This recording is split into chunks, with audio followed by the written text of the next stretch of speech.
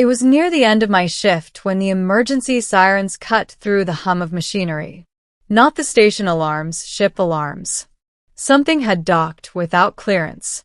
I grabbed my scanner and jogged toward docking ring C, cursing under my breath. The corridor lights flickered red as security drones buzzed past me. When I reached the cargo bay, the outer hatch was already forced open. A small shuttle sat crooked in the docking cradle, its hull scorched black. Smoke hissed from ruptured panels. And then she stepped out. At first, I thought she was human. Tall. Dark hair falling past her shoulders. Silver-blue skin that shimmered faintly under the fluorescent lights. Her eyes weren't human, though. They were a luminous violet, reflective like polished amethyst. She wore restraints, heavy magnetic cuffs, and behind her shuttle, 3 sleek Council pursuit ships drifted into view outside the viewport. She looked at me, not panicked, not pleading, focused. "Are you the station authority?" she asked. Her voice was calm, melodic, but edged with exhaustion. "No," I said. "Maintenance." "Good." Before I could respond, the magnetic cuffs sparked and shattered. I took a step back. Those cuffs were Council-grade suppression restraints. Nothing broke those. The station intercom crackled. "Unidentified fugitive. You are surrounded. Surrender immediately." She glanced toward the viewport. "They are not here for justice," she said quietly. "They are here to erase me." I swallowed. "What did you do?" Her eyes locked onto mine. I survived. That was the moment I should have walked away. Instead, I asked, "Where do you need to go?" The next 10 minutes were the most reckless of my life. I rerouted security feeds, overloaded docking ring C's power grid, and triggered a false hull breach alarm 2 sectors away. The station descended into chaos. She moved with precise efficiency, not frantic, not desperate. She knew exactly how the Council operated. "Maintenance shafts," she said. "They will seal primary corridors." "You've done this before?" I asked. "I have escaped before," she corrected. That didn't comfort me. We slipped through narrow crawl spaces filled with coolant pipes and humming cables. Twice, security drones nearly spotted us. Once, she pressed her hand against a wall panel and the metal rippled, reshaping itself to conceal us. "You're not human," I muttered. "No." We reached my service hangar, an old cargo skiff I used for exterior repairs. "It won't outrun Council ships," I warned. "It does not need to." Before I could ask what that meant, the hangar doors blasted open. Council soldiers poured in, armored figures in white composite plating, weapons glowing. "Stand down," one shouted. "The Virexian is property of the Council." "Property?" She stepped forward. The air changed. I felt pressure in my skull like gravity had increased. The soldiers hesitated. Her violet eyes burned brighter. "You call yourselves rulers," she said softly. "Yet you fear a voice." The lights flickered violently. Metal groaned. One by one, the soldiers collapsed, not dead, but unconscious. She swayed slightly after it ended. "That trick," she whispered, "costs more each time." I stared at her. "Who are you?"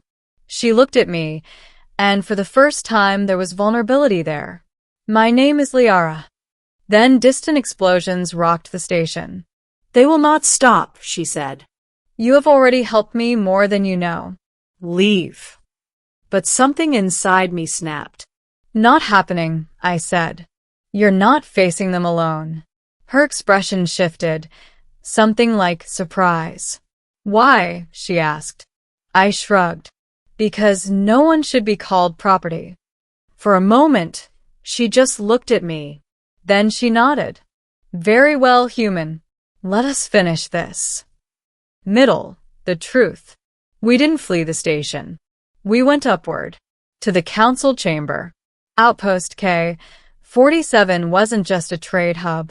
It was a temporary council seat, a place where representatives gathered to negotiate territory disputes along the Vyrek sector. That's why they couldn't let her escape publicly. Reaching the upper spire required clearance codes I definitely didn't have. Liara placed her palm against the security terminal. The screen glowed violet. "Your systems are built on Virexian neural matrices," she said. "You enslaved our technology without understanding it." The door opened. Inside the chamber, 12 counselors sat in a circular arrangement. Species from across the galaxy, scaled, feathered, armored, translucent. And at the center, an empty throne. When we entered, silence fell. Then chaos. "Seize her. Contain the Virexian anomaly."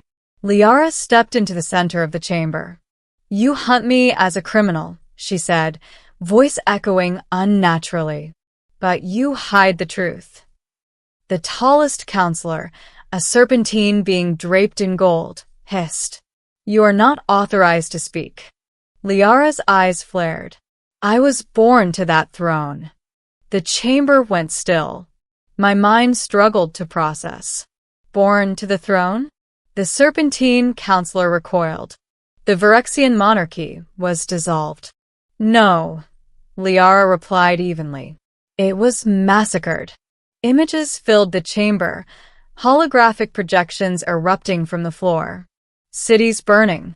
Council fleets bombarding a planet of shimmering blue oceans and crystalline forests. Virex. "They demanded our submission," she continued. "When we refused, they labeled us unstable, dangerous. They slaughtered my family and claimed our technology." The counselors shouted protests. Fabrications. Propaganda. But the recordings were undeniable, council insignias visible on warships firing into civilian districts. I felt sick. "You were a child," the serpentine counselor spat. "We spared you." "You enslaved me," she corrected. "Raised me in isolation. Studied my abilities." She lifted her hands. The entire chamber trembled. "Virexians are not weapons. We are conduits. We amplify neural fields. We connect worlds." She looked at the empty throne. That seat was never meant to dominate. It was meant to unify. The serpentine counselor drew a weapon. Enough. Before he could fire, Liara closed her eyes. The station went dark. Every screen, every weapon, every system. Silence swallowed the chamber. Then light. Soft. Violet. It radiated from her. Not destructive. Expansive. I felt it in my mind, not control, not invasion. Connection. Memories that weren't mine brushed against me. Oceans under twin suns, cities grown from living crystal. Laughter. The counselors staggered. For the first time, they weren't speaking over one another. They were listening. "You fear what you cannot control," Liara said gently. "But your fear nearly destroyed a civilization." The station power returned in flickers. She lowered her hands. "I do not seek revenge. I seek restoration." The serpentine counselor trembled, not from power, but from something else. Exposure. "You have no claim," he hissed weakly. Liara walked toward the throne. By Virexian law, sovereignty passes to the surviving heir. She turned to the chamber. And by council law, member worlds cannot be annexed without unanimous consent. Silence. One by one, the other counselors looked at the war recordings still hovering above them. Then at the empty throne. Finally, at her. A feathered delegate spoke first. "The evidence is compelling." Another followed. "The council cannot ignore this." The serpentine counselor lunged, but security drones, reactivated under station control, restrained him. Not by Liara, by the council itself. It was over. She stepped toward the throne and sat. Ending. The next day, I didn't sleep. I stayed in my quarters, staring at the station's external viewport as council ships repositioned into defensive formation. By morning, the galaxy knew. Emergency broadcasts flooded every channel. Virexian air reinstated. Council investigates war crimes. Power shift in outer sectors. I felt like I was watching someone else's life unfold. Then my door chimed. 2 armored guards stood outside. Maintenance technician Elias Ward? One asked. Yeah, I said cautiously. You are summoned. My stomach dropped. They escorted me back to the council chamber. It was different now. The lighting was softer. The banners of Virex, crystalline blue sigils, hung alongside existing council emblems. And at the center, on the throne, sat Liara. Not as a fugitive, as a ruler. She looked steady, composed. But when her eyes found mine, something warmer flickered there. The chamber cleared until only we remained. I stood awkwardly in the center. So, I said. That escalated. A faint smile touched her lips. Yes. It did. She descended from the throne, the movement graceful but grounded. You risked everything for someone you did not know, she said. I knew enough. She studied me. Most would not have acted. I shrugged. Guess I'm bad at minding my own business. Silence lingered.